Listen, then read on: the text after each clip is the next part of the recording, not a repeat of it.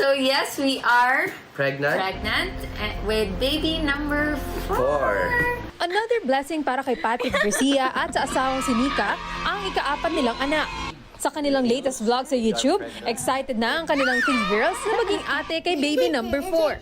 Aminadong dalawa na mas nag-iingat sila dahil pakiramdam nila mas challenging ang pagbubuntis ni Nika ngayon. She's high risk. Yes. And so it's better for us or for her to stay at home muna. Mula naman sa lumalaking pamilya, emosyonal naman si Charlene Gonzalez Mulak sa pag-alis ng anak niyang si Andres na magkakolehiyo sa bansang Spain. Ayon kay Charlene, proud siya kay Andres. Mahirap daw itong desisyon sa gitna ng pandemya, pero gusto raw ni Andres na ituloy ang pag-aaral sa campus. Bilang mga magulang, susuportahan ni Charlene at asawang si Aga Mulak ang anak. Ang kakambal naman ni Andres si Atasha, nakatakdang mag-aral sa UK sa susunod na school year.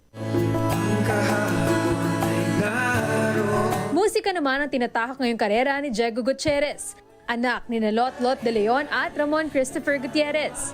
Sa interview ng Magandang Buhay, inspirasyon ni Diego ang mga kapamilyang gumawa ng tatak sa showbiz. Kasi syempre, yung mga narating nila, gusto ko rin marating in the future. Hindi ako nagdidesisyon para sa kanila.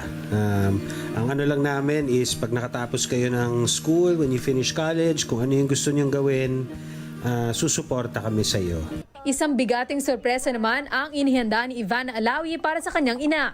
Sa unang bahagi ng vlog, nag-prank si Ivana na nag-aaway sila ng kapatid niyang si Hashim, na nagpainit ng ulo ni Mommy Fatima. Kalaunan, ni-reveal din nila ang naging prank at ibinigay ang brand new car. Love you all. Deserve everything. Thank you.